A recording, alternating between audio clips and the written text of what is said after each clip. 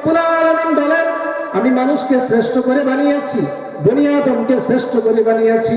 রব্বুল আলামিন বলেন, ওয়ালাকাদ কাররামনা বানি আদম, আমি বনি আদমকে সবচেয়ে সম্মানিত করেছি। মানুষ সবচেয়ে শ্রেষ্ঠ হওয়া সত্ত্বেও এখন অবস্থা এমন হয়েছে, পশুর চেয়ে নিকৃষ্ট অবস্থায় মানুষ পরিণত হয়েছে। মুহতারাম হাজিরিন, বলবেন তাহলে মানুষ কেন শ্রেষ্ঠ? আমার নবী জনাবে মুহাম্মদুর রাসূলুল্লাহ সাল্লাল্লাহু আলাইহি ওয়াসাল্লাম ধারাবাহিক হাদিসের মধ্যে বলেছেন, একজন মানুষ রব্বুল আলামিনের কাছে সবচেয়ে বড় প্রিয়, সবচেয়ে বড় শ্রেষ্ঠ মানুষ। তার অন্যতম কারণ হলো, রাসূল বলেন, যে মানুষকে আল্লাহ তাআলা আসমানি ইলম দান করেছেন, ওই আসমানি ইলমের কারণে মানুষ সবচেয়ে শ্রেষ্ঠ। বলেন সুবহানাল্লাহ। তাহলে আমরা কি পাইলাম? মানুষ শ্রেষ্ঠ হলো আসমানি ইলম, কোরআনের ইলম, হাদিসের ইলম মানুষের মধ্যে থাকার কারণে মানুষকে একমাত্র আসমানি ইলমের উত্তরাধিকারী বানানোর কারণে মানুষকে আল্লাহ তাআলা শ্রেষ্ঠত্ব দান করেছেন। এই বিদ্যা পৃথিবীর অন্য কোন মাখলুকের মধ্যে আল্লাহ তাআলা দেন নাই, একমাত্র দিয়েছেন কাদেরকে? বলেন, কথা বলেন, কাদেরকে দিয়েছেন? মানুষকে দিয়েছেন আল্লাহ তাআলা। এই বিদ্যার কারণে মানুষ শ্রেষ্ঠ। বলবেন, হুজুর কেমনে শ্রেষ্ঠ হয়? এটা আমার কথা নয়, এটা কোনো মোল্লা মৌলভীর কথা নয়। স্বয়ং জনাবে রাসূলুল্লাহ সাল্লাল্লাহু আলাইহি ওয়াসাল্লাম বলে দিয়েছেন, খায়রুকুম মান তাআল্লামাল কুরআনা ওয়া আল্লামা, খায়রুকুম মান তাআল্লামাল কুরআনা ওয়া আল্লামা। জনাবে রাসূলুল্লাহ সাল্লাল্লাহু আলাইহি ওয়াসাল্লাম বলেন, ওই মানুষটা সবচেয়ে বড় শ্রেষ্ঠ, ওই মানুষটা সবচেয়ে বড় উত্তম। কে? মান তাআল্লামাল কুরআনা, যে অন্যকে কোরআন শিক্ষা দেয়, ওয়া আল্লামা, নিজে শিখে এবং আরেকজনকে শিক্ষা দেয়, ওই মানুষটাই হলো সবচেয়ে শ্রেষ্ঠ মানুষ। তাহলে মানুষ শ্রেষ্ঠ হলো কোরআনের ইলমের কারণে। বলেন, মানুষ শ্রেষ্ঠ কেন? কোরআনের ইলমের কারণে। রব্বুল আলামিন বলেন, ইরফাইল্লাহুল্লাযীনা আমানু মিনকুম ওয়াল্লাযীনা উতুল ইলমা দারাজাত। ইরফাইল্লাহুল্লাযীনা আমানু মিনকুম, আল্লাহ তাআলা বলেন, তোমাদের মধ্যে যাদেরকে আল্লাহ তাআলা ঈমানের মতো বদল নিয়ামত দান করেছেন, যারা ঈমানদার। এরপরে আল্লাহ তাআলা বলেন, ঈমানদার মানে মুসলমান। ওয়াল্লাযীনা উতুল ইলমা দারাজাত, এবং মুসলমানদের মধ্যে যাদেরকে ইলম দেওয়া হয়েছে, আসমানি ইলম দেওয়া হয়েছে, ওই মানুষগুলোর সম্মান এবং মর্যাদা স্বয়ং মহান রব্বুল আলামিন বাড়িয়ে দেন। সুবহানাল্লাহ। নবী আকরাম সাল্লাল্লাহু আলাইহি ওয়াসাল্লাম বলবেন, হুজুর এই শ্রেষ্ঠত্ব শুরু হয় কিভাবে? এই যে আমাদের এখানে আজকের এই মাদ্রাসাকে কেন্দ্র করে মাহফিল, জামিয়া আরবিয়া মদিনাতুল। আসসালামু আলাইকুম ওয়া রাহমাতুল্লাহি ওয়া বারাকাতুহু। ইন্নাল হামদালিল্লাহ নাহমাদুহু ওয়া নাস্তাঈনুহু ওয়া নাস্তাগফিরুহু ওয়া নু'মিনু বিহি ওয়া নাতাওয়াক্কালু আলাইহি ওয়া নাউযু বিল্লাহি মিন শুরুরি আনফুসিনা ওয়া মিন সাইয়্যাতি আ'মালিনা। মান ইয়াহদিহিল্লাহু ফালা মুদিল্লা লাহু ওয়া মান ইউদ্লিলহু ফালা হাদিয়া লাহু। ওয়া নাশহাদু আন লা ইলাহা ইল্লাল্লাহু ওয়াহদাহু লা শারীকা লাহু। ونشهد أن سيدنا وسندنا وحبيبنا وحبيب ربنا وطبيبنا وطبيب قلوبنا ومولانا محمدا عبده ورسوله صلى الله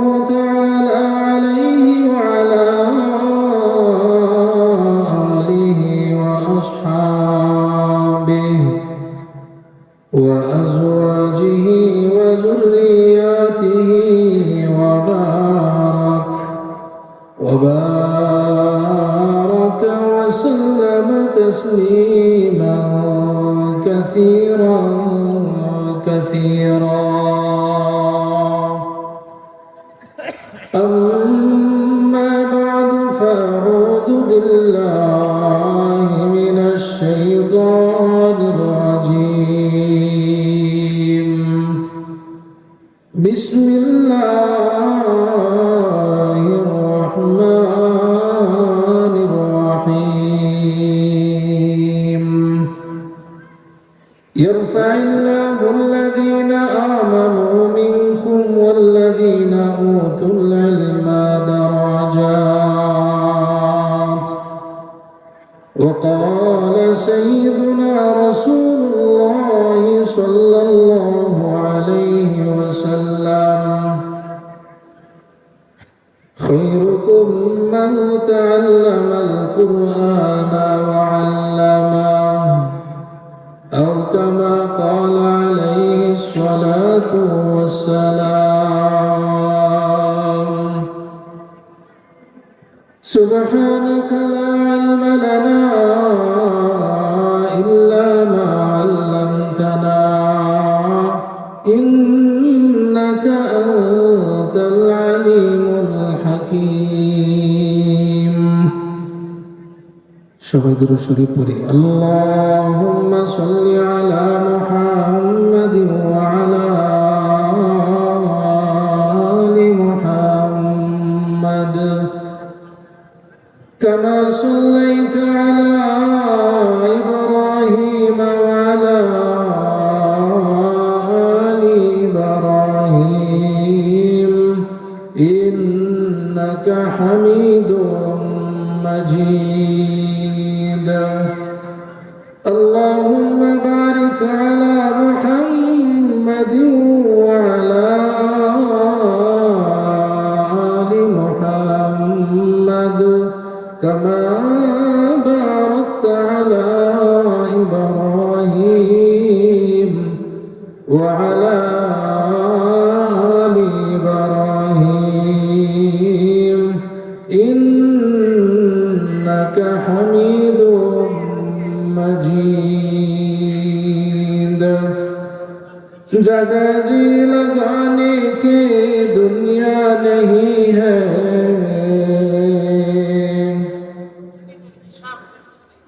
जगह जी लगाने के दुनिया नहीं है। इबरत की जाए तमाशा नहीं है, इबरत की जाए तमाशा नहीं है। बलगल उला बिकमालिही कशफत दुजा बिजमालिही हसनत जमीउ खिसालिही सल्लु अलैहि व आलिही सल्लल्लाहु अलैहि वसल्लम। জামিয়া আরবিয়া মদিনাতুল উলুম ও বাইতুর রহমান জামি মসজিদ এবং যুব সমাজের উদ্যোগে আয়োজিত আজকের এই বার্ষিক ওয়াজ মাহফিলের সম্মানিত সভাপতি এবং আমার সামনে উপবিষ্ট বিভিন্ন অঞ্চল থেকে এলাকা থেকে আগত দিনদার ধর্মপ্রাণ মুসলমান ভাইরা, সমবয়সী যুবক ভাইরা এবং পর্দার আড়ালে মা ও বোনেরা, আমরা প্রথমেই মহান রব্বুল আলামিনের দরবারে শুকরিয়া জ্ঞাপন করছি, যিনি আজকের এই মাহফিলে আমাদেরকে রব্বুল আলামিন দয়া করে, মায়া করে, মহব্বত করে, ভালোবেসে আজকের এই সামিয়ানার ভিতরে উপস্থিত হওয়ার তৌফিক দান করেছেন। এজন্য আমরা সেই মহান রব্বুল আলামিনের দরবারে অন্তরস্থল থেকে বলিষ্ঠ কণ্ঠে কালিমাতুশ শুকর করি, আলহামদুলিল্লাহ। আরেকটু জোরে বলা যায় না? উপস্থিতে তো মাশাআল্লাহ যারা আছি, একসাথে সমস্বরে যদি সকলে বলিষ্ঠ কণ্ঠে জবান ছেড়ে দিয়ে আবারও বলি আলহামদুলিল্লাহ। যারা উপস্থিত আছি একটু মেহেরবানি করে সামনে এগিয়ে বসি, একটু সামনে কষ্ট করে বসি। আল্লাহ রাব্বুল আলামিন আজকের এই মজমাকে কবুল করুন, বলেন আমিন। মহাগ্রন্থ পবিত্র কোরআনুল কারীম থেকে আমি আয়াতের একটি অংশ আল্লাহর হাবিব সাল্লাল্লাহু আলাইহি ওয়াসাল্লামের অসংখ্য অগণিত হাদিসে মুবারাকা থেকে ছোট্ট একটি হাদিস পাঠ করেছি। আয়াত এবং হাদিসের আলোকে মহান রব্বুল আলামিন যেন আমাকে কিছু কথা বলার তৌফিক দান করেন এবং সকলকে যেন আমলের নিয়তে শোনার তৌফিক দান করেন। সকলে বলে আমিন। মহান রব্বুল আলামিন এই পৃথিবীতে অসংখ্য অগণিত মাখলুক সৃষ্টি করেছেন, অসংখ্য অগণিত, যার কোনো হিসাব নাই। আমরা অনেক সময় বলে থাকি 18,000 মাখলুকাত, বলি কি বলি না? কথা বলতে হবে, আওয়াজ দিতে হবে, মুসলমান আওয়াজ দিতে হবে।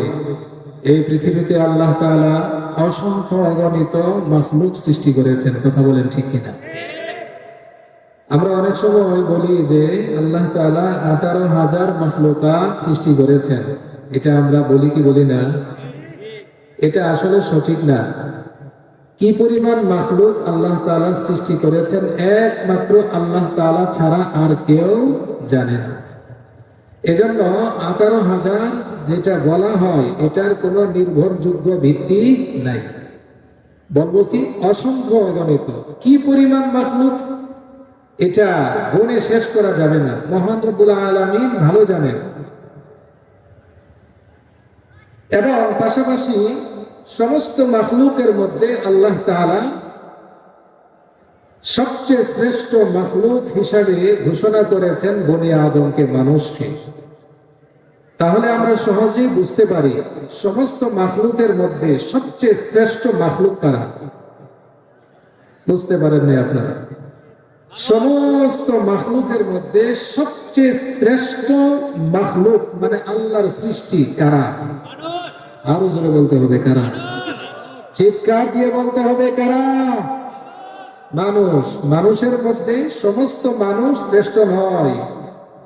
মানুষ তো হিন্দু, বৌদ্ধ, খ্রিস্টান, নাস্তিক, মুরতাদ, যারা আল্লাহকে মানে না, আল্লাহকে বিশ্বাস করে না, যে রব তাকে সৃষ্টি করেছে সেই রবকে যারা বিশ্বাস করে না, তারাও তো মানুষ, কথা বলেন ঠিক কিনা? কিন্তু সমস্ত মানুষ শ্রেষ্ঠ না। তাহলে জানার দরকার শ্রেষ্ঠ কোন মানুষ। মানুষ এর মধ্যে শ্রেষ্ঠ হলো যারা মুসলমান, কথা বলেন ঠিক কিনা? যারা মুসলমান, মানব জাতির মধ্যে যারা মুসলমান তারা হলো সমস্ত মানুষের মধ্যে শ্রেষ্ঠ জাতি, কথা বলেন। আওয়াজ করে বলতে হবে শ্রেষ্ঠ মানুষ কারা? মুসলমান। শ্রেষ্ঠ মানুষ কারা বলেন? মুসলমান। সেই মুসলমানের আওয়াজ কিন্তু মেউ মেউ করে হবে না, মুসলমানের আওয়াজ হবে সিংহের মতো, কথা বলেন ঠিক কিনা? এজন্য শিয়ালের মতো 1000 বছর বেঁচে থাকার কোনো লাভ নাই, সিংহের মতো 1 ঘন্টা বেঁচে থাকা অনেক উত্তম, কথা বলেন ঠিক কিনা? যেন আওয়াজটা হবে বিড়ালের মতো নাকি?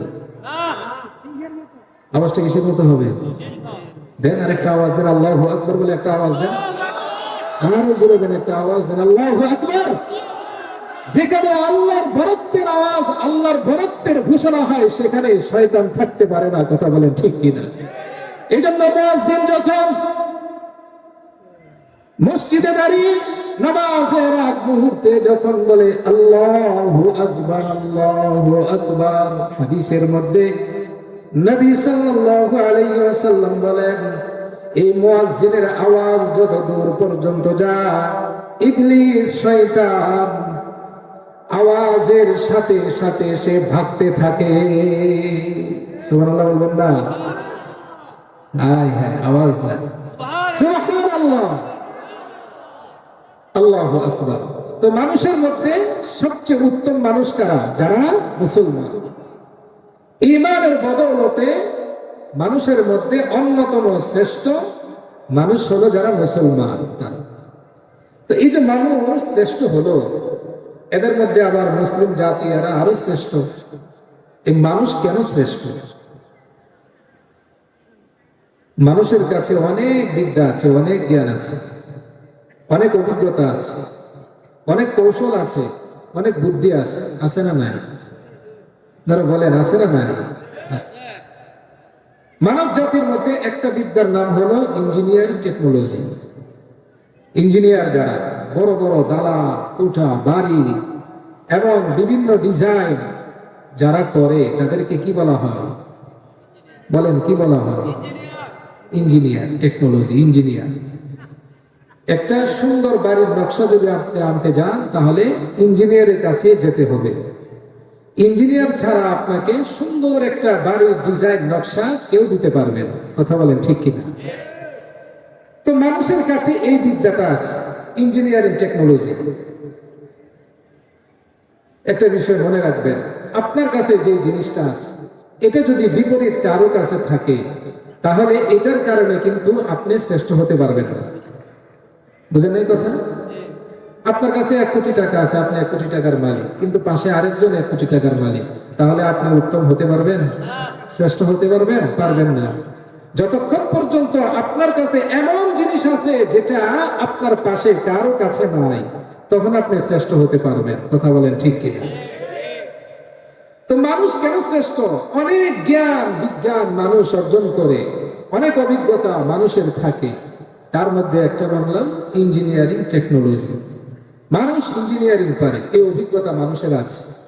এখন যদি মানুষ বলে যে আমার কাছে যে অভিজ্ঞতা আছে এটা যারা ইঞ্জিনিয়ার না তাদের চেয়ে আমি শ্রেষ্ঠ, এই কথা যদি কেউ দাবি করে তাহলে ওই দাবিতে সে সত্যবাদী হতে পারবে না। ইঞ্জিনিয়ারিং টেকনোলজির কারণে একজন মানুষ শ্রেষ্ঠ হতে পারে না।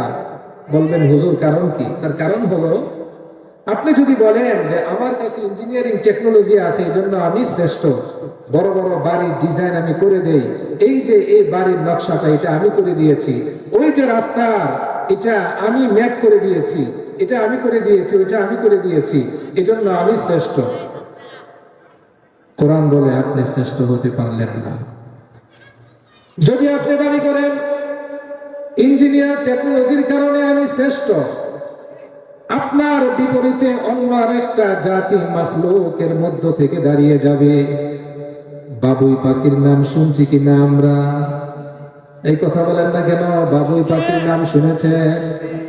দেখতে বিশাল বাজ পাখির মতো বড়, ছোট্ট একটা বাজ পাখি না, ছোট্ট একটা বাবুই পাখি যা চড়ুই পাখির চেয়ে আরো ছোট। কথা বলেন, ছোট্ট একটা বাবুই পাখি যদি আপনি বলেন আমার কাছে ইঞ্জিনিয়ারিং টেকনোলজি আছে এজন্য আমি সমস্ত মানুষের মধ্যে অন্য মাখলুকের মধ্যেও শ্রেষ্ঠ, বাবুই পাখি দাঁড়িয়ে বলবে ভাই যদি ইঞ্জিনিয়ারিং টেকনোলজির কারণে তুমি শ্রেষ্ঠত্বের দাবিদার হও তাহলে আমি বাবুই পাখি তোমার চেয়ে বড় ইঞ্জিনিয়ার। কেন বলেন তো দেখি? বাবুই পাখি এমন সুন্দর বাসা বানায়, তাল গাছ, নারিকেল গাছ, সুপারি গাছ, দেখছেন কিনা আপনারা? এখন নাই এগুলো, একসময় খুব ছিল, খুব হতো। আস্তে আস্তে এই ন্যাচারাল প্রাকৃতিক বিষয়গুলো আমাদের থেকে আস্তে আস্তে সরে যাচ্ছে। কথা বলেন ঠিক কিনা? নারিকেল গাছ, খেজুর গাছ, সুপারি গাছ, তাল গাছের পাতার মধ্যে দেখবেন বাবুই পাখি কত সুন্দর করে বাসা বানিয়ে রেখেছে।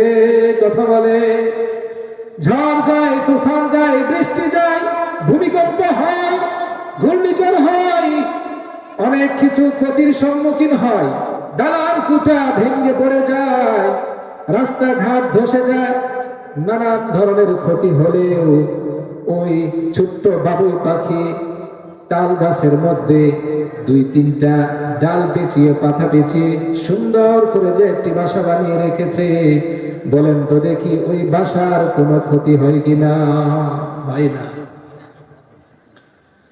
আপনি যদি দাবি করেন আমি ইঞ্জিনিয়ারিং টেকনোলজির কারণে সমস্ত মাখলুকের মধ্যে শ্রেষ্ঠ, বাবু ভাই কি বলবেন? না, মানুষ বলবে আরে তুমি একটা সাধারণ পাখি, তুমি আবার আমার চেয়ে শ্রেষ্ঠ হও কিভাবে?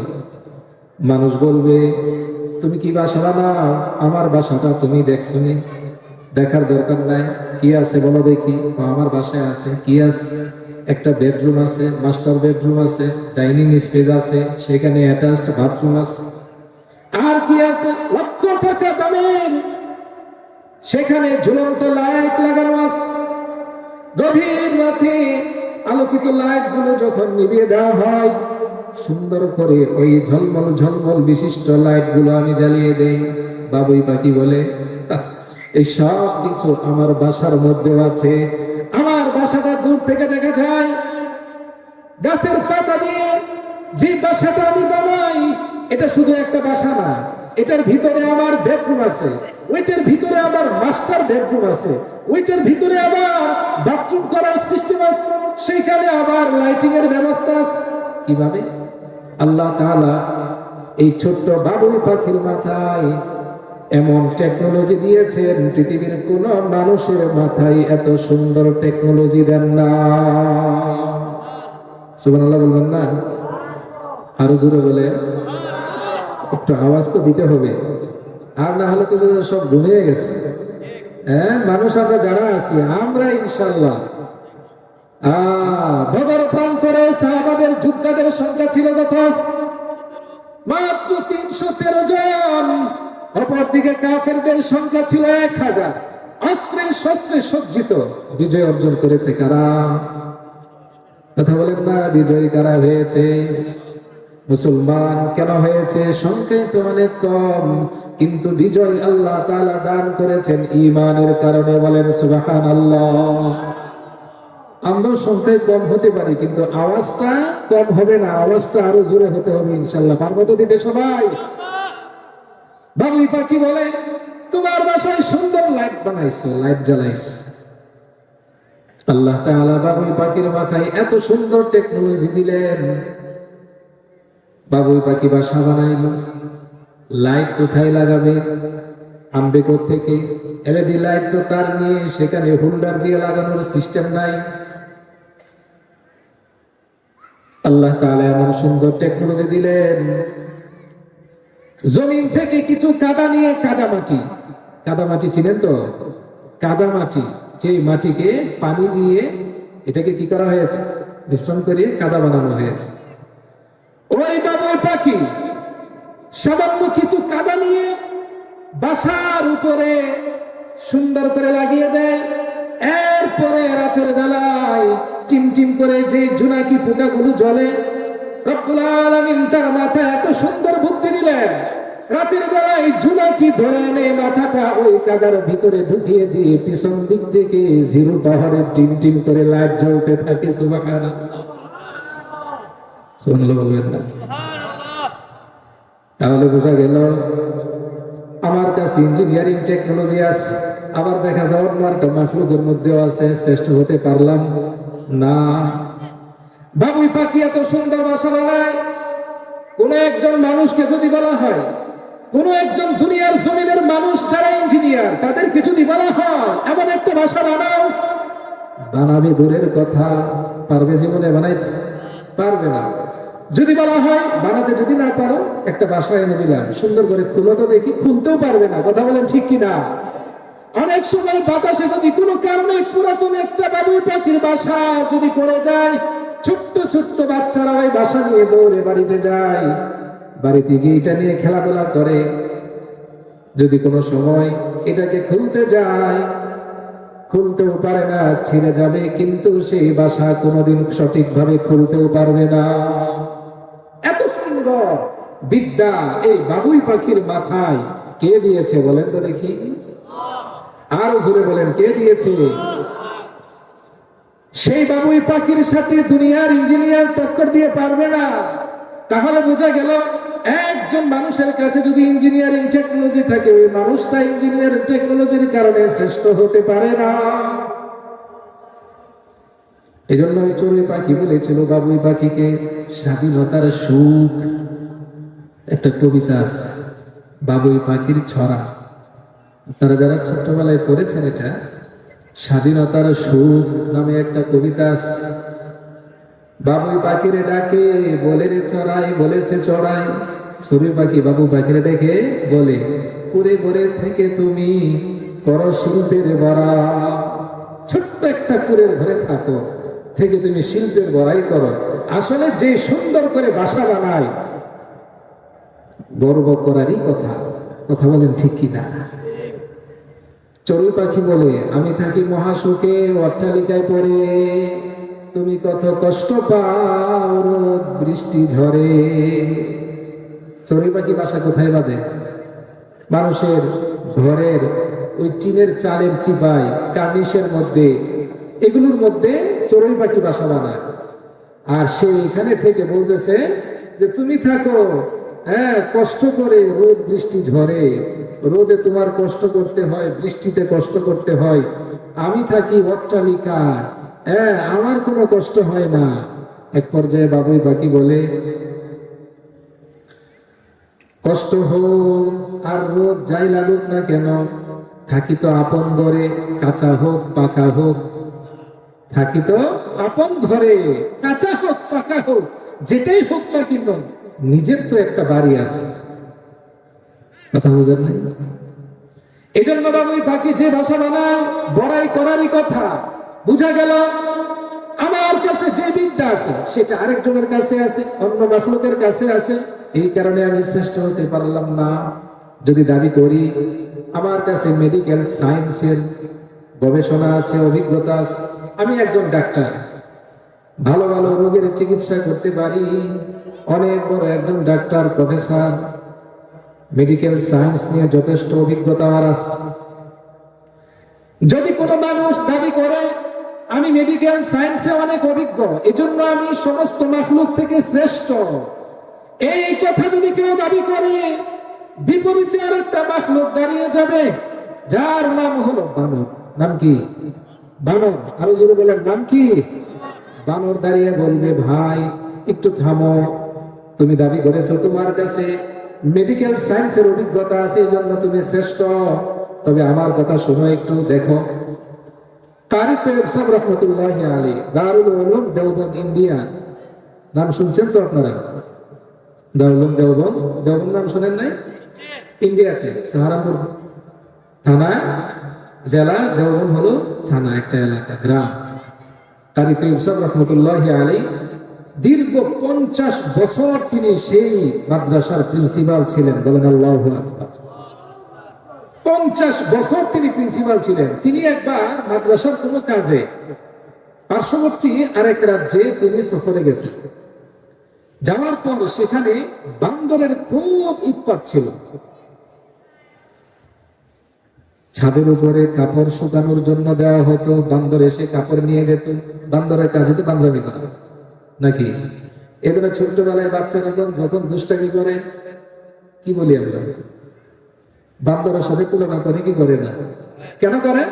ওর দুষ্টামি, বান্দরের কাজ হলো দুষ্টামি করা, ও দুষ্টামি করে। এই দুষ্টামির সাথে সামঞ্জস্য থাকার কারণে বাচ্চাকেও আমরা অনেক সময় বান্দর বলে থাকি। তো ওই এলাকায় বান্দরের উৎপাত ছিল অনেক। কষ্ট হইতেছে আপনাদের? হান্ডি পাতিল সহ নিয়ে যায় রান্নাঘর থেকে। কি করবে? বান্দরের উৎপাত। একজনের পরামর্শ দিল যে, হুজুর একটা কাজ করেন, একটা কাজ করেন, সেটা হলো আপনি কিছু বিষ নিয়ে আসেন আর কিছু আটা নিয়ে আসেন। বিষ আর আটা একসাথে মিশ্রণ করে রুটি বানিয়ে এরপরে চালের উপরে রেখে দিবেন।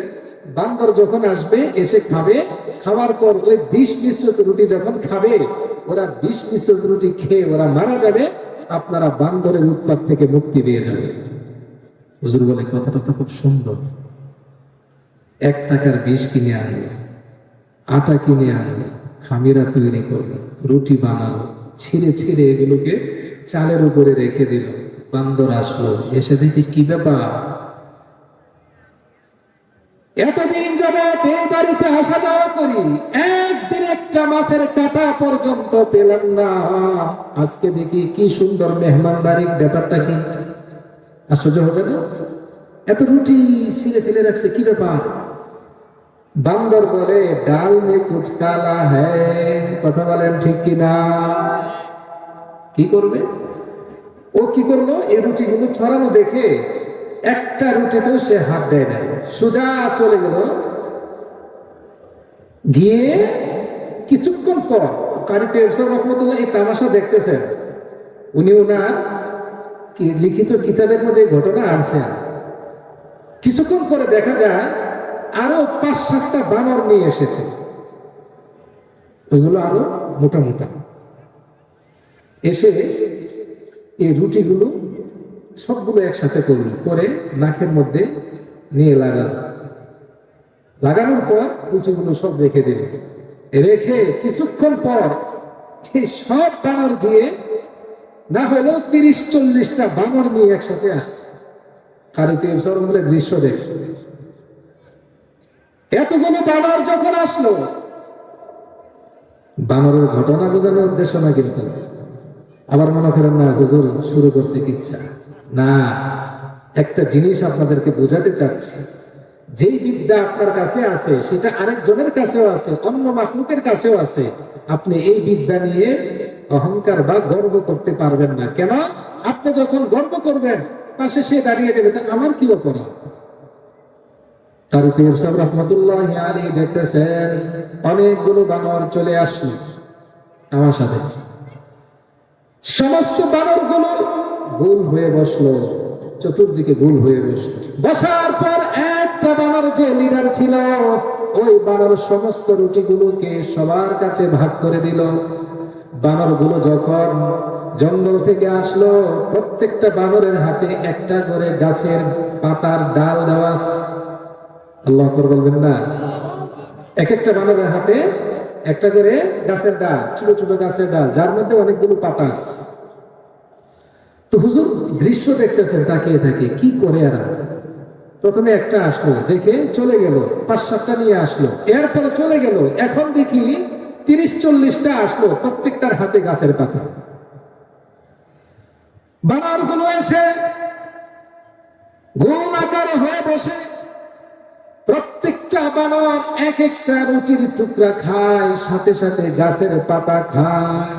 এভাবে খেতে খেতে সমস্ত রুটিগুলো খেয়ে সাফ করে ফেললো। একটা বানর মরবে দূরের কথা, নাচতে নাচতে সমস্ত বানর গুলো জঙ্গলে চলে গেল।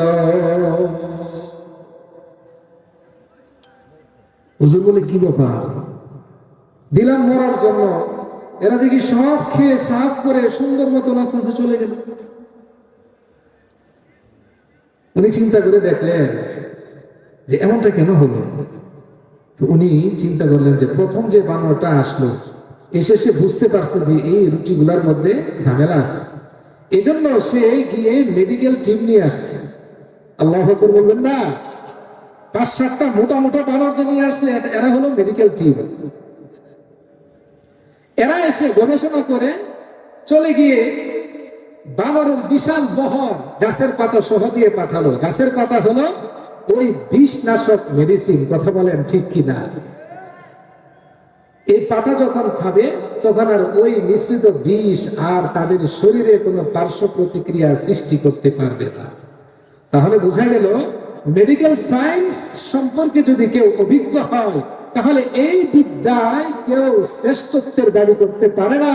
কেন? এই বিদ্যায় অন্যান্য মানুষ ছাড়া অন্যান্য মাখলুকও এই বিদ্যায় বিদ্যান আছে কিনা, এই কথা বলেন ঠিক কিনা?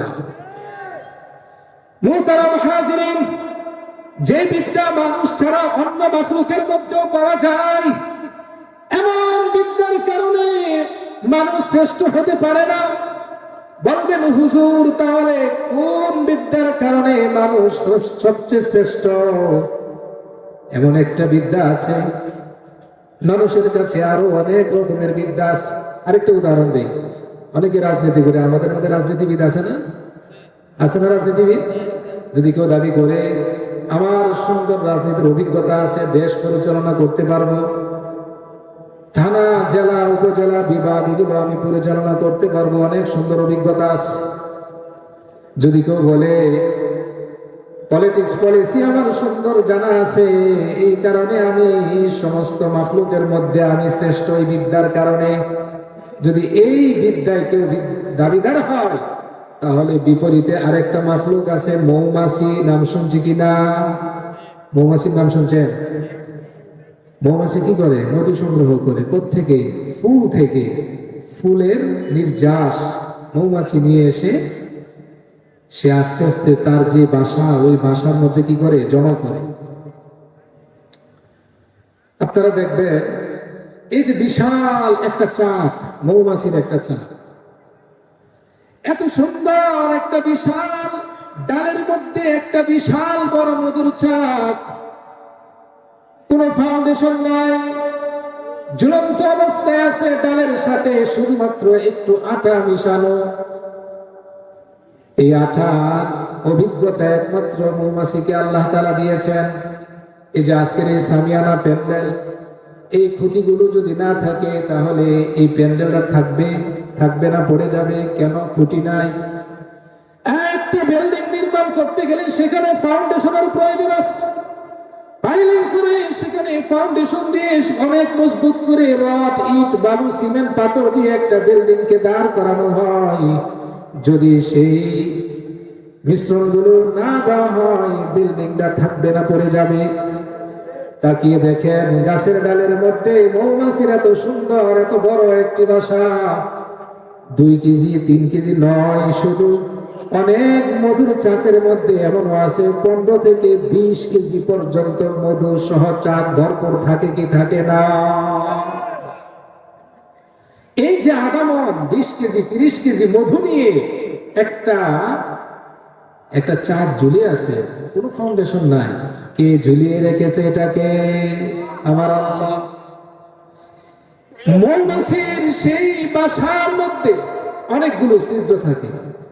দেখবেন পুরা বাসার মধ্যে কিন্তু মধু থাকে না, মধু একটা অংশের মধ্যে থাকে।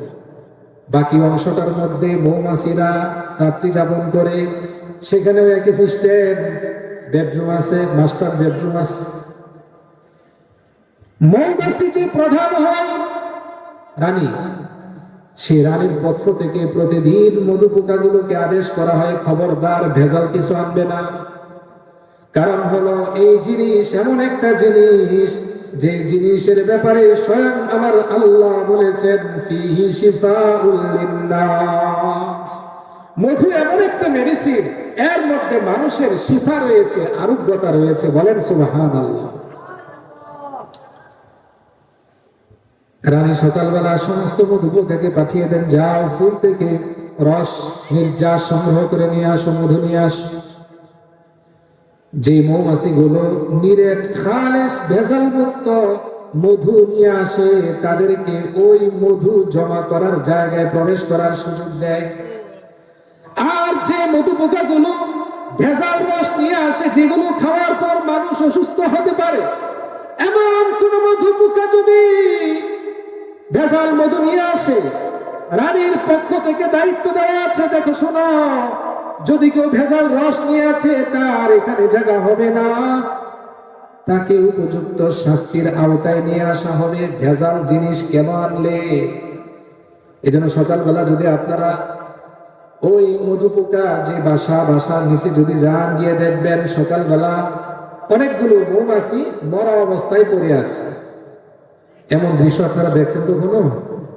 মৌমাছির বাসার নিচে মধু পোকা, মৌমাছি দেখবেন অনেকগুলো পড়ে থাকে, কোনোটার গলা নাই, কোনোটার মাঝখানে কাটা, কোনোটার পিছন দিক থেকে কাটা। এরকম ক্ষত বিক্ষত অবস্থায় মৌমাছি দেখবেন পড়ে থাকতে। বলবেন এগুলো এভাবে কি কেন করে থাকে? ওই যে ভেজাল মধু নিয়ে আসছে, রানীর পক্ষ থেকে নির্দেশ দেওয়া হয়েছে ভেজাল জিনিস কেন আনলো, এগুলাকে শাস্তি দাও, মানে হত্যা করে দাও। একটা মধু পোকার মধ্যে এত সুন্দর নীতি আদর্শ যিনি দিয়েছেন, তার নাম কি? আর জোরে বলতে হবে, তার নাম কি? আল্লাহ রাব্বুল আলামিন ছোট্ট একটা প্রাণীর মধ্যে এত সুন্দর, এত বিন্যাস, এত সুন্দর সিস্টেম, এত সুন্দর ভাবে রাজনীতি করার সুযোগ দিয়েছেন। অপরাধ করবার সাথে সাথে শাস্তি। এই দুনিয়ার টাকা পয়সা দিয়ে শাস্তি থেকে মুক্তি পাওয়ার মতো শাস্তি নয়। শাস্তি হলো শাস্তির মতো এমন অপরাধ করেছ, যেই মধু সংগ্রহ করেছ এটার মধ্যে ভেজাল থাকার কারণে আল্লাহ রাব্বুল আলামিন যেখানে বলেছেন শিফা মেডিসিন, সেখানে এই মধু এটা বিষে পরিণত হওয়ার কারণে এই মধু পান করার পর যিনি পান করবে তিনিও দুনিয়া থেকে চলে যেতে পারেন। এই জন্য মানুষ দুনিয়া থেকে বিদায় নেওয়ার আগে যে মৌমাছি সেই ভেজাল মধু সংগ্রহ করেছে, রানীর নির্দেশে ওই মধুকে শাস্তি দিয়ে দুনিয়া থেকে বিদায় করে দেওয়া হয়। কত সুন্দর সিস্টেম। একজনকে হত্যা করে দেওয়া হয়েছে, তার আশপাশ যারা আছে তারা কোনোদিন ওই রানী মৌমাছির বিরুদ্ধে আন্দোলন করে নাই যে আমাদের সহকর্মীকে কেন হত্যা করা হয়েছে। এত সুন্দর বিন্যাস কে দিয়েছে বলেন? আল্লাহ তাআলা দিয়েছে। যে আল্লাহ তাআলা মানুষ নয়, অন্য মাখলুকের মধ্যে খুব উচ্চাঙ্গের মাখলুক তাও নয়, ছোট্ট ছোট্ট মৌমাছির মধ্যে যদি এত সুন্দর সিস্টেম দিতে পারেন, তাহলে মানুষ সবচেয়ে শ্রেষ্ঠ মাখলুক হওয়ার পর কেন সমাজের মধ্যে এত দুর্নীতি হয়? কথা বলে আল্লাহর বিধান যখন মানুষ অনুসরণ করবে না, সেই সমাজের মধ্যে দুর্নীতি হবে, এটাই স্বাভাবিক, এটাই স্বাভাবিক। দুনিয়ার জীবনে মানুষ রাজনীতি করে, একজন রাজনীতি করে আর তার পার্শ্ববর্তী যারা থাকে তাদের কাজ হলো যা করার তাই করে। এক পর্যায়ে যখন অপরাধী হিসাবে সাব্যস্ত হয়, অপরাধের কারণে তাদেরকে যখন গ্রেফতার করা হয়, সুপারিশের বিনিময়ে, টাকার বিনিময়ে, শক্তির বিনিময়ে, ক্ষমতার বিনিময়ে তারা যখন মুক্তি পেয়ে যায়, আল্লাহর আদালত হলো, আল্লাহর আইন হলো, অপরাধী যখন অপরাধ করবে তার শাস্তি যতক্ষণ পর্যন্ত নিশ্চিত না হবে ততক্ষণ পর্যন্ত ওই অপরাধী তার শাস্তি পাওয়ার আগ পর্যন্ত কোনোভাবে তাকে মুক্তি দেওয়া যাবে না। কথা বলেন ঠিক কিনা? এই জন্য আমাদের সমাজে দেখা যায় কত আমার মা বোন, নিরীহ মা বোনেরা ধর্ষণের শিকার হয়। কথা বলেন ঠিক কিনা? ধর্ষিত কবরে চলে যায়, ধর্ষক সে সমাজের মধ্যে বুক ফুলিয়ে ঘুরে। এমন ঘটনা আমাদের সমাজে ঘটে কিনা বলেন? কেন ঘটে? আসমানি বিধান যে রব্বুল আলামিন দিয়েছেন, এ মানুষ শুনো, জমিনে তোমরা চলবা, জমিনে তোমরা রাজনীতি করবা, জমিনের মধ্যে আমি যে কোরআন দিয়েছি সংবিধান হিসাবে, আমার নবী যে হাদিস দিয়েছে সংবিধান হিসাবে, কোরআন এবং হাদিসকে সংবিধান বানিয়ে তোমরা যদি রাজ্য পরিচালনা করো, সেই রাজ্যে ধর্ষণ হবে দূরের কথা, যদি ঘটে যায় একটা ধর্ষককে যদি সমাজের মধ্যে সমস্ত মিডিয়ার উপস্থিতিতে জনসম্মুখে একটা ধর্ষকের শাস্তি যদি শরিয়া মোতাবেক বাস্তবায়ন করা হয়, আরো 50টা ধর্ষক সোজা হয়ে যাবে। কথা বলেন ঠিক কিনা? আজকে সমাজ এত নোংরা সমাজে পরিণত হয়েছে। প্রতিদিন আপনারা মিডিয়াতে দেখবেন এমন ঘটনা অহরহ ঘটেই চলছে। কেন হচ্ছে এগুলো? ধর্ষক গ্রেফতার হয়, জেলখানায় তাকে রাখা হয়, কিছুদিন পর দেখা যায় সে মুক্তি পেয়ে যায়, অথচ ধর্ষিতা কবরে। ইসলাম বলে ধর্ষক যখন গ্রেফতার হবে বিলম্ব করার সুযোগ নাই, সাথে সাথে জনসম্মুখে তার শাস্তি বাস্তবায়ন করে দাও। দেখবে সমাজ থেকে অন্যায়, বিচার, জুলুম, নির্যাতন চিরতরে বন্ধ হয়ে যাবে। কথা বলেন ঠিক কিনা? মৌমাছির মধ্যে সে আদর্শ আছে, অথচ মৌমাছি সমস্ত মাখলুকের মধ্যে শ্রেষ্ঠ মাখলুক না। সমস্ত মাখলুকের মধ্যে শ্রেষ্ঠ মাখলুক হলো মানুষ। কেন শ্রেষ্ঠ? রব্বুল আলামিন বলেন, আমি মানুষকে শ্রেষ্ঠ করে বানিয়েছি, বনি আদমকে শ্রেষ্ঠ করে বানিয়েছি। রব্বুল আলামিন বলেন, ওয়ালাকাদ কাররামনা বানি আদম, আমি বনি আদমকে সবচেয়ে সম্মানিত করেছি। মানুষ সবচেয়ে শ্রেষ্ঠ হওয়া সত্ত্বেও এখন অবস্থা এমন হয়েছে পশুর চেয়ে নিকৃষ্ট অবস্থায় মানুষ পরিণত হয়েছে। মুহতারাম হাজিরিন, বলবেন তাহলে মানুষ কেন শ্রেষ্ঠ? আমার নবী জনাবে মুহাম্মদুর রাসূলুল্লাহ সাল্লাল্লাহু আলাইহি ওয়াসাল্লাম ধারাবাহিক হাদিসের মধ্যে বলেছেন, একজন মানুষ রব্বুল আলামিনের কাছে সবচেয়ে বড় প্রিয়, সবচেয়ে বড় শ্রেষ্ঠ মানুষ, তার অন্যতম কারণ হলো, রাসূল বলেন, যে মানুষকে আল্লাহ তাআলা আসমানি ইলম দান করেছেন, ওই আসমানি ইলমের কারণে মানুষ সবচেয়ে শ্রেষ্ঠ। বলেন সুবহানাল্লাহ। তাহলে আমরা কি পাইলাম? মানুষ শ্রেষ্ঠ হলো আসমানি ইলম, কোরআনের ইলম, হাদিসের ইলম মানুষের মধ্যে থাকার কারণে মানুষকে একমাত্র আসমানি ইলমের উত্তরাধিকারী বানানোর কারণেই মানুষকে আল্লাহ তাআলা শ্রেষ্ঠত্ব দান করেছেন। এই বিদ্যা পৃথিবীর অন্য কোন মাখলুকের মধ্যে আল্লাহ তাআলা দেন নাই, একমাত্র দিয়েছেন কাদেরকে? বলেন, কথা বলেন, কাদেরকে দিয়েছেন? মানুষকে দিয়েছেন আল্লাহ তাআলা। এই বিদ্যার কারণে মানুষ শ্রেষ্ঠ। বলবেন হুজুর কেমনে শ্রেষ্ঠ হয়?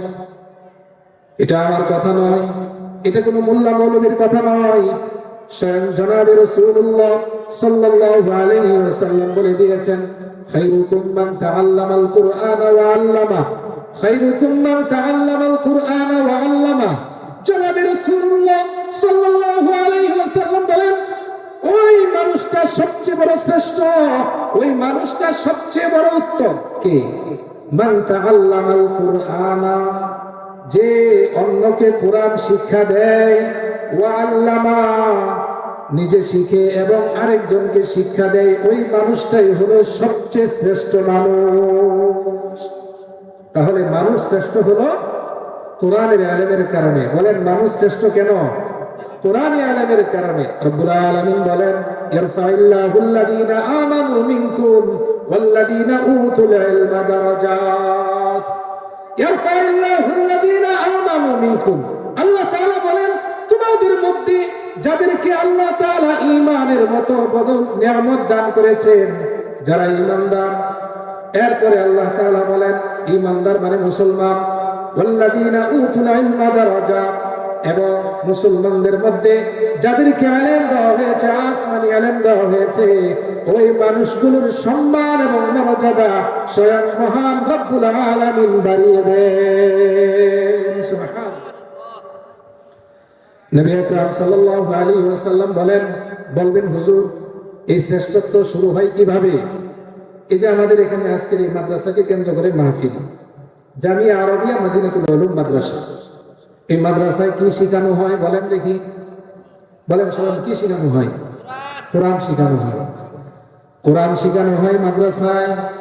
নবী বলেন, মান সালাকা তরিকান ইয়ালতামিসু ফীহি ইলমা সাহালাল্লাহু লাহু তরিকান ইলাল জান্নাহ। নবী আকরাম সাল্লাল্লাহু আলাইহি ওয়াসাল্লাম হাদিসের মধ্যে বলেন, যেই মানুষটা, যেই সন্তানটা, যেই লোকটা কোরআনের ইলম শিখার জন্য কোন পথ সে অবলম্বন করলো, ধরেন বাড়ি থেকে সে মাদ্রাসায় আসতেছে কি উদ্দেশ্যে? কোরআন শেখার জন্য, আসমানি ইলম শেখার জন্য বাড়ি থেকে বের হয়ে মাদ্রাসায় আসতেছে। নবী বলেন এই লোকটার সম্মান যখন সে ঘর থেকে বের হয়েছে, বের হওয়ার সাথে সাথে তার সম্মান আল্লাহ তাআলা বৃদ্ধি করতে থাকে। কিভাবে বৃদ্ধি করেন? মান সালাকা তরিকান ইয়ালতামিসু ফীহি ইলমা সাহালাল্লাহু লাহু তরিকান ইলাল জান্নাহ। যে মানুষটা কোরআন শিখার জন্য সে মাদ্রাসার দিকে আসতে থাকে, আল্লাহ রাসূল বলেন ওই মানুষটা জান্নাতে যাওয়ার পথ আল্লাহ সহজ করে দেন। সুবহানাল্লাহ। ওয়া ইন্নাল মালাইকাতা লাতাযউ আজনিহাতাহা রিদান লিতালিবিল ইলম। দ্বিতীয় পর্যায়ে সম্মান, জনাবে রাসূলুল্লাহ সাল্লাল্লাহু আলাইহি ওয়াসাল্লাম বলেন এই মানুষটা যখন রাস্তা দিয়ে চলতে থাকে, দুনিয়াতে অনেক বড় বড় রাজা বাদশাহ, উদাহরণস্বরূপ যদি বলা যায় বাংলাদেশে যদি বিশ্বের সমস্ত সুপার পাওয়ার রাষ্ট্র, ক্ষমতাধর শক্তি হিসাবে বর্তমানে মনে করা হয় আমেরিকাকে। কথা বলেন ঠিক কিনা? আমেরিকার যদি ডোনাল্ড ট্রাম্প যদি বলে বাংলাদেশে সফর করবে, তাহলে কি সম্মানটা প্রথমে দেওয়া হবে? এয়ারপোর্টে বিমান থেকে নামার পর প্রথমে তাকে ফুলের শুভেচ্ছা দেওয়া হবে, ফুলের তোড়া দেওয়া হবে। কথা বলেন ঠিক কিনা? এরপর এয়ারপোর্ট থেকে একেবারে এয়ারপোর্টের বাহির পর্যন্ত লাল গালিচা দেওয়া হবে। কথা বলে, লাল গালিচা দেওয়া হবে। গালিচার উপর দিয়ে সে হেঁটে হেঁটে যাবে। এটা সর্বোচ্চ বিমান থেকে নিয়ে এয়ারপোর্টের বাহির পর্যন্ত এতটুকু দিতে পারে, অথবা টার্মিনালে ঢোকার আগ পর্যন্ত লাল গালিচা। এই লাল গালিচা কিন্তু রাষ্ট্রীয় যে মেহমানাগার আছে সেখানকার পর্যন্ত দেয় না, শুধু ওই এতটুক জায়গা বিমান থেকে নামার পর ইমিগ্রেশনে পৌঁছার পর্যন্ত এতটুকু জায়গার মধ্যে লাল গালিচা বিছানো হয়। কথা বলেন ঠিক কিনা? দেখছেন আপনারা এটা? আল্লাহ রসুল বলেন, যেই মানুষটা কোরআন শিখার জন্য মাদ্রাসায় যাচ্ছে, পথ হাঁটছে, এই মানুষটার সম্মান আল্লাহ তাআলা কিভাবে বাড়িয়ে দেন? রসুল বলেন, ওয়া ইন্নাল মালাইকাতা লা তাদউ আজনিহাতাহা রিদান লিতালিবিল ইলম। সন্তানটা যখন মাদ্রাসা আসার জন্য রাস্তা চলতে থাকে, রসুল বলেন তার প্রতিটি কদমের নিচে আল্লাহ তাআলার নূরের তৈরি ফেরেশতারা তাদের পাখাগুলো পরগুলো বিছিয়ে দেয়। এই সম্মান শুধু এয়ারপোর্ট পর্যন্ত নয়, ঘর থেকে বের হয়ে মাদ্রাসা পর্যন্ত পৌঁছতে যতটুকু দূরত্ব হোক না কেন, প্রতিটি কদম পরে আল্লাহর তৈরি রহমতের ফেরেশতার পাখার উপরে। সুবহানাল্লাহ। আল্লাহর নবী বলেন, প্রতিটি কদমের বিনিময়ে আল্লাহ তাআলা তাকে জান্নাতের দিকে অগ্রসর হওয়ার রাস্তাগুলো সহজ করে দেন। নবী আকরাম বলেন, যখন এই সন্তানটা মাদ্রাসায় এসে ভর্তি হয়ে যায়, ভর্তি হওয়ার পর যখন উস্তাদের কাছে গিয়ে পড়ে, উস্তাদ বলে, বলো বিসমিল্লাহির রহমানির রহিম। এই সবকটা প্রথমে দেয়। কথা বলেন। এই সবকটা যখন দেয়, নবী বলেন, একজন সন্তান যখন সর্বপ্রথম বিসমিল্লাহ বলে পড়া শুরু করে, ওই সন্তানের মা অথবা বাবা অথবা উভয়ে যদি কেউ দুনিয়া থেকে বিদায় হয়ে কবরে শুয়ে থাকে, বিসমিল্লাহ বলার কারণে আল্লাহ তাআলা তার ওই মৃত মা অথবা বাবার সমস্ত গুনাহ মাফ করে দেন। এটা কি সম্মান না? সম্মান বৃদ্ধি হচ্ছে। নবী আকরাম সাল্লাল্লাহু আলাইহি ওয়াসাল্লাম বলেন, ওই সন্তানটা যখন মক্তব বিভাগে ভর্তি হওয়ার পর আলিফ বা তা সা এইভাবে যখন কায়দা শেষ করে ফেললো, এরপরে আমপারা শুরু করলো। আমপারা শুরু করার সাথে সাথে কোন সূরা দিয়ে শুরু হয়েছে? সূরা ফাতিহা। কোন সূরা দিয়ে শুরু হয়েছে? সূরাতুল ফাতিহা। নবী বলেন, মান ক্বারা হারফান মিন কিতাবিল্লাহ ফালাহু হাসানা ওয়াল হাসানাতু বিআশরি আমসালিহা। একজন সন্তান যখন কোরআনের প্রথম সবক নেওয়ার পর যখন সে পড়তে শুরু করে, কি পড়তে শুরু করে? আলহামদুলিল্লাহ। নবী বলেন, কোরআনের একটা হরফ যে ব্যক্তি শিক্ষা করবে, রাসূল বলেন ওই ব্যক্তির আমলনামায় একটা নেকি দান করা হয়। রাসূল বলেন, শুধু একটা নেকি না, একটা নেকির এটা সমান 10 নেকি। তার মানে হলো, যে ব্যক্তি কোরআনের একটা হরফ শিখলো, তার আমলনামায় আল্লাহ তাআলা 10টা নেকি দান করে দেন। নবী আকরাম বলেন, শুধুমাত্র একটা হরফ যদি কেউ পাঠ করে, যদি কোনো ব্যক্তি আলিফ লাম মিম পড়ে, সূরা ফাতিহা শেষ করার পর কোরআনের মধ্যে দ্বিতীয় সূরার নাম কি? সূরা বাকারা। দ্বিতীয় সূরার নাম কি? সূরা বাকারা। রাসূল বলেন, আলিফ লাম মিম যেই সন্তানটা পড়বে, আলিফ লাম মিম, রাসূল বলেন এই শব্দটা, শুধুমাত্র এই শব্দটা যে তেলাওয়াত করবে, তার আমলনামায় একটা নয়, দুইটা নয়, একসাথে 30টা নেকি আল্লাহ তাআলা দান করবে। বলবেন কিভাবে? আলিফ লাম মিম, রাসূল বলেন, লা তাকুলু আলিফ লাম মিম হারফুন বাল আলিফুন হারফুন ওয়া লামুন হারফুন ওয়া মিমুন হারফুন। এখানে আলিফ একটা হরফ, লাম একটা হরফ, মিম একটা হরফ। যে ব্যক্তি আলিফ লাম মিম পাঠ করলো, সে মোট 3টা অক্ষর পাঠ করলো। আর যে ব্যক্তি 3টা অক্ষর পাঠ করলো, রাসূলের কথা অনুযায়ী তার আমলনামায় মোট 30টি নেকি আল্লাহ জমা করে দেন। সুবহানাল্লাহ। ভর্তি করবেন আপনার সন্তানকে। এখানে যারা আছেন বলবেন যে, হুজুর সব ফজিলত তো যারা মাদ্রাসায় ভর্তি হয়ে কোরআন শিখে তাদেরই বলতেছে। আমি কথা গুছিয়ে ফেলতেছি, সামনের দিকে যাচ্ছি না। আরো সম্মান অনেক বাড়বে দুনিয়াতে। জীবদ্দশায় মৃত্যুর পরে তার নিজের সম্মান, তার মা বাবার সম্মান আল্লাহ বৃদ্ধি করবেন। আমি ওইদিকে আলোচনা লম্বা করছি না, আমি সংক্ষেপ করে নিয়ে আসছি। বলবেন যে এই সমস্ত ফজিলত তো বললেন যারা মাদ্রাসায় ভর্তি হয়ে পড়াশোনা করবে, কোরআন শিখবে, তাদের কথায় আমরা যারা এখন কোরআন পড়ার সুযোগ নাই, মাদ্রাসায় ভর্তি হয়ে আমরা কি করব? আমাদের তো মাদ্রাসায় ভর্তি একাডেমিক সিস্টেমে ক্লাস করার সুযোগ নাই, তাহলে আমরা কি এই সমস্ত ফজিলত নিতে পারবো না? রাসূল বলেন, আরে আমার উম্মতেরা শোনো, এই ইসলাম হলো এমন একটা ধর্ম, যেই ধর্মের বিধান ছোট হোক বড় হোক, যেটার উপরে তুমি আমল করো, সওয়াব থেকে সম্মান থেকে আল্লাহ তাআলা তোমাকে মাহরুম করবেন না। সুবহানাল্লাহ। নবী বলেন আরেক হাদিসে, কুন আলিমান আও মুতাআল্লিমান আও মুহিব্বান আও মুঈনান ওয়া লা তাকুন খামিসান ফাতাহলিক। নবী বলেন আমার উম্মতেরা শোনো, যারা মাদ্রাসায় ভর্তি হয়ে কোরআন শিখে হাদিস শিখে যারা আলেম হতে পারবে না, তাদের জন্য অফার আছে। দেখেন না, অনেক সময় লটারি করে, অনেক সময় অনেক অফার দেয়, যারা পায় না সান্ত্বনা পুরস্কার হলেও আছে তাদের জন্য। এমন অনেক সময় হয় কি হয় না? তো রাসূল বলতেছেন আমার উম্মত ঘাবড়িও না। এই শোনো, এখনো পর্যন্ত যাদের তোমাদের মাদ্রাসায় ভর্তি হয়ে আলেম হওয়ার সুযোগ নেই, রাসূল 4টা ধাপ বলেছেন, 4টা স্টেপ বাই স্টেপ। যে কোনো একটা গ্রহণ করতে রাসূল বলেছেন 4টা পয়েন্ট শুনবো, এরপরে আপনার ইচ্ছা, সিদ্ধান্ত আপনার, আপনি কোনটা গ্রহণ করবেন। কথা শেষ করে দিচ্ছি। রাসূল বলেন কোন আলিমা, আমার উম্মতেরা শোনো, তোমরা আলেম হয়ে যাও। কোন আলিমান, তুমি আলেম হও। এই জায়গায় এসে আমরা অনেকেই বাদ করে যাব যে আমাদের তো আলেম হওয়ার সুযোগ নাই। রাসূল বলেন আমার উম্মত শোনো, তোমাদের মধ্যে যদি আলেম হওয়ার যদি সামর্থ্য না থাকে, আও মুতাআল্লিমান, আলেমের ছাত্র হও।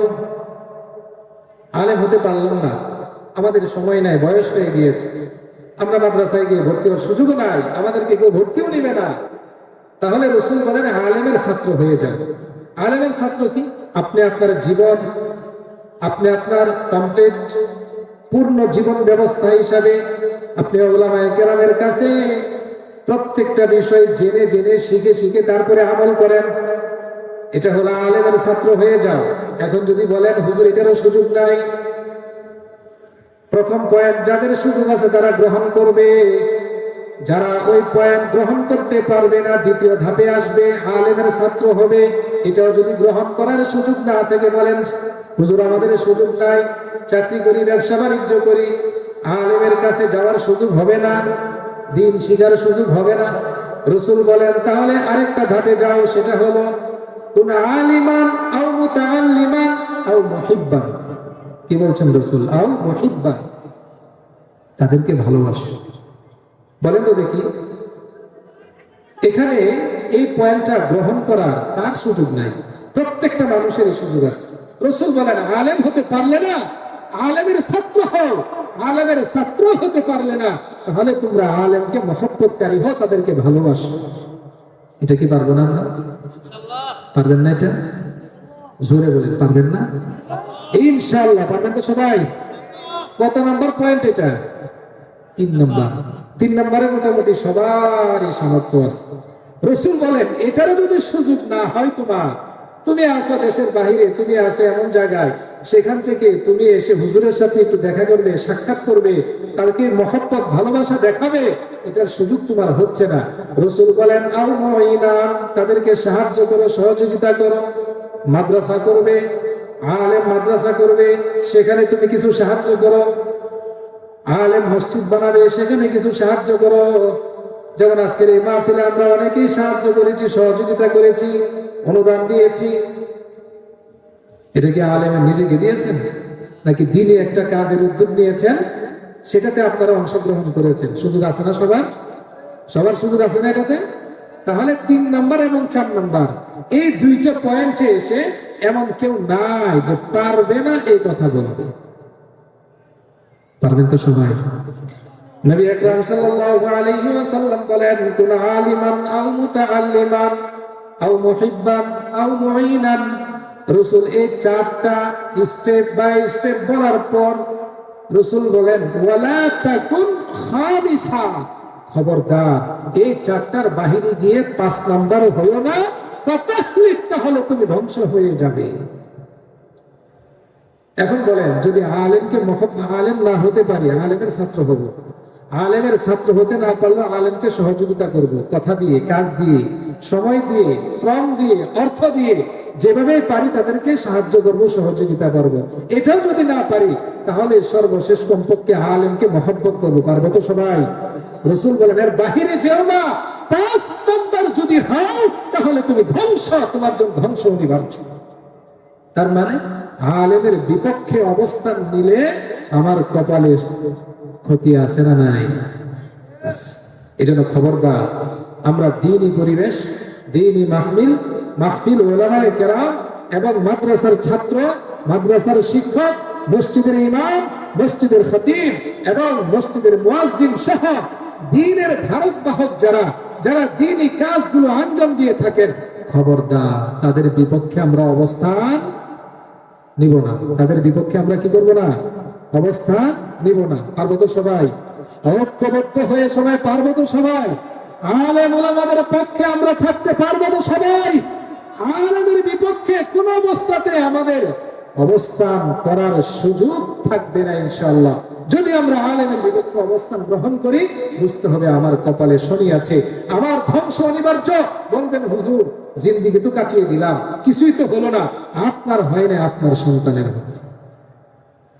আপনি আলেম বিদ্বেষী, আপনি কোরআন বিদ্বেষী, আপনি ইসলাম বিদ্বেষী, আপনি মাদ্রাসার বিরোধিতা করেন, আপনি আলেমের বিরোধিতা করেন, আপনি কোরআনের বিরোধিতা করেন, আপনি রাসূলের বিরোধিতা করেন। মনে রাখবেন, আপনার যদি কিছু নাও হয়, আপনার হতেই হবে। আপনার দ্বারা না হলেও আপনার সন্তানকে আল্লাহ তাআলা অবাধ্য করে দিবেন। আপনার সেই অবাধ্য সন্তানের মাধ্যমে পৃথিবীর যে কোনো জায়গায় আপনি যাবেন, সেখানে আপনি লাঞ্ছিত বঞ্চিত হতে হবে। এই জন্য খবরদার, আলেমদের বিপক্ষে আমরা অবস্থান নেব না ইনশাআল্লাহ। পারবো তো সবাই? পারবো তো সবাই? আল্লাহ তাআলা সকলকে কথাগুলো বুঝার তৌফিক দান করুন, আমল করার তৌফিক দান করুন। ওয়া আখিরু দাওয়ানা আলহামদুলিল্লাহি রাব্বিল আলামিন। আজকের প্রোগ্রাম আমাদের এখানেই হয়তো সমাপ্তি ঘটবে ইনশাআল্লাহ। খুব দ্রুতই দোয়া হয়ে যাবে। কথা বলি না? দোয়া হয়ে যাবে না? আল্লাহ, সেই বিকেল থেকে নিয়ে এ রাত 11:30 পার হয়ে গেছে। আমরা এত দীর্ঘ সময় আমরা এখানে বসা, আল্লাহ যাদেরকে তৌফিক দিয়েছেন তারাই বসতে পেরেছে। যারা ইন্তজাম করেছেন, অনেক কষ্ট করেছেন, অনেক চিন্তা, টেনশন, মেহনত, শ্রম, মাথার ঘাম পায়ে ফেলে, রাতের ঘুম হারাম করে দ্বীনি কিছু কথা আপনাদেরকে শোনানোর জন্য যারা উদ্যোগ নিয়েছেন, আমরা যারা এসেছি, আল্লাহ তাআলার কাছে আমরা আশা রাখতে পারি আমরা সফল, এবং যারা উদ্যোগ নিয়েছেন তারাও সফল। প্রত্যেকটা মানুষকে ধরে ধরে এনে ভিতরে বসাতে হবে, এই দায়িত্ব ইসলাম কাউকে দেয় নাই। ব্যবস্থা করা হয়েছে, যারা আসতে পেরেছে, রব যাদেরকে তৌফিক দিয়েছেন তারাই আসতে পেরেছে, যাদেরকে তৌফিক দেন নাই তারা আসতেই পারেন না। কত মানুষের হতে পারে এই আজকের এই মাহফিল জীবনের সর্বশেষ মাহফিল, হতে পারে না? এই যারা বসে আছে এখানে কষ্ট করে, তারাও তো পারলে পারত, রাস্তাঘাটে ঘোরাফেরা করতো, মাহফিলের ভিতরে না এসে বাসায় শুয়ে শুয়ে শুনতে পারতো না, কষ্ট করে এসেছে। আলেম ওলামাদের কাছাকাছি যত থাকবেন, ইনশাআল্লাহ আল্লাহ তাআলা মনে প্রশান্তি দান করবে।